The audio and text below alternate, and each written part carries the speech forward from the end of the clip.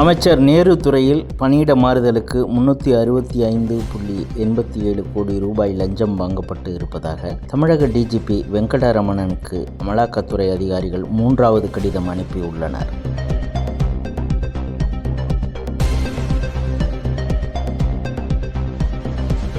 தேசிய ஜனநாயக கூட்டணியில் மீண்டும் அமமுக இணைந்தது என அக்கட்சியின் பொதுச் செயலாளர் டிடிவி தினகரன் தெரிவித்தார்.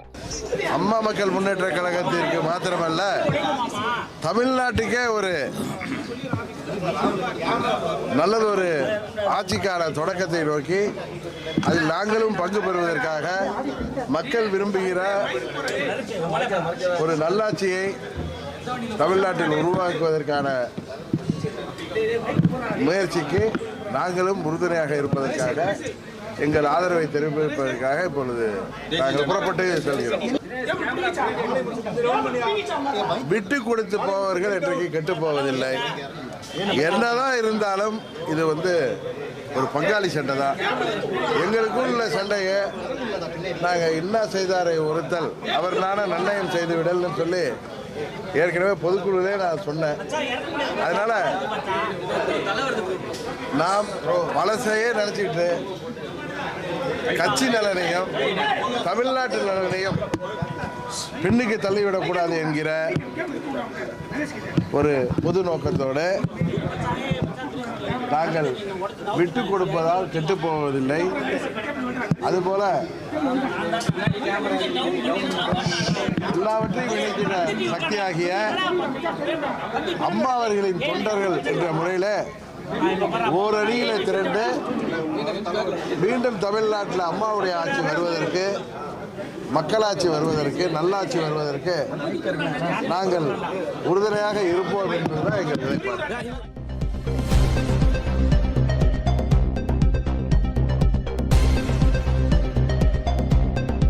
ராமர் பாலத்தின் இருப்பை மறுப்பவர்களுக்கும் கார்த்திகை தீபத் திருவிழாவை எதிர்ப்பவர்களுக்கும் அரசியலில் இடமில்லை என்பதை நாம் உறுதி செய்ய வேண்டும் என பாஜகவின் புதிய தேசிய தலைவராக பொறுப்பேற்றுக் கொண்ட நிதின் நபீன் தெரிவித்துள்ளார்.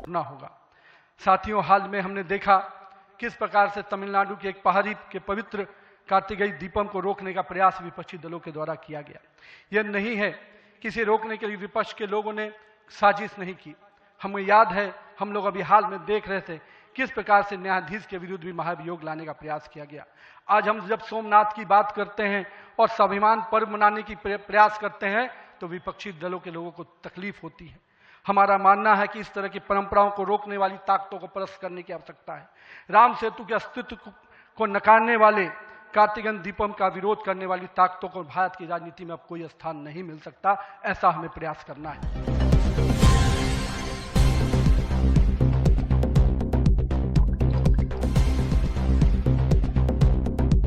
அர்பன் நக்சலைட்டுகளின் செல்வாக்கு சர்வதேச பரிமாணங்களை பெறுவதுடன் இந்தியாவுக்கு எதிராக தொடர்ந்து செயல்படுகின்றனர் என பிரதமர் மோடி தெரிவித்துள்ளார். अर्बन नक्सल की भी है। अर्बन नक्सल का दायरा इंटरनेशनल हो रहा है और यहाँ अर्बन नक्सल की बड़ी चतुराई होती है। ये यहाँ मीडिया वाले इतने बैठे हैं ना, अगर साल में एकाध बार भी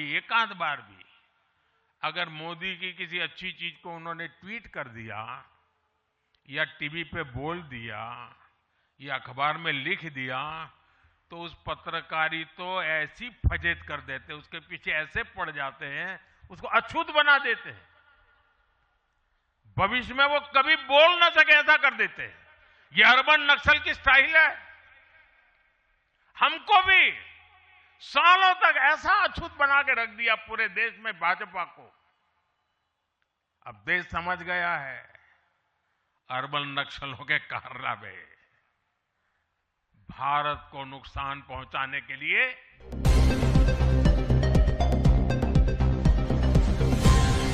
பார்லிமெண்ட் பட்ஜெட் கூட்டத்தொடர் விரைவில் துவங்க உள்ள நிலையில் இருக்கையில் அமர்ந்த பின்னரே இனி எம்பிக்கள் வருகையை பதிவு செய்ய முடியும் என லோக்சபா சபாநாயகர் ஓம் பிர்லா தெரிவித்துள்ளார்.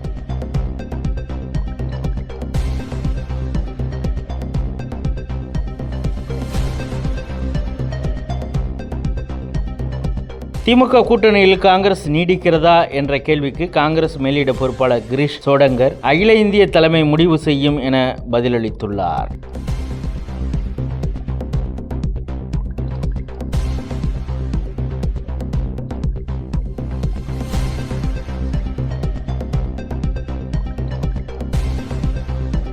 கிரீன்லாந்து தொடர்பான விவகாரத்தில் அமெரிக்கா எடுக்கும் நடவடிக்கைகளுக்கு எதிராக ஐரோப்பிய நாடுகள் எந்த ஒரு பதிலடியும் கொடுக்க வேண்டாம் என்றும் அது புத்திசாலித்தனமானதல்ல என்றும் அமெரிக்க நிதியமைச்சர் ஸ்காட் பெசன்ட் கூறியுள்ளார்.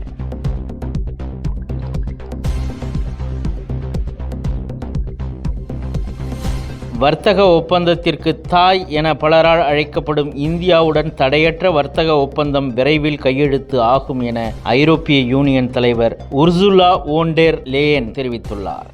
And right after Davos, the next weekend, I will travel to India.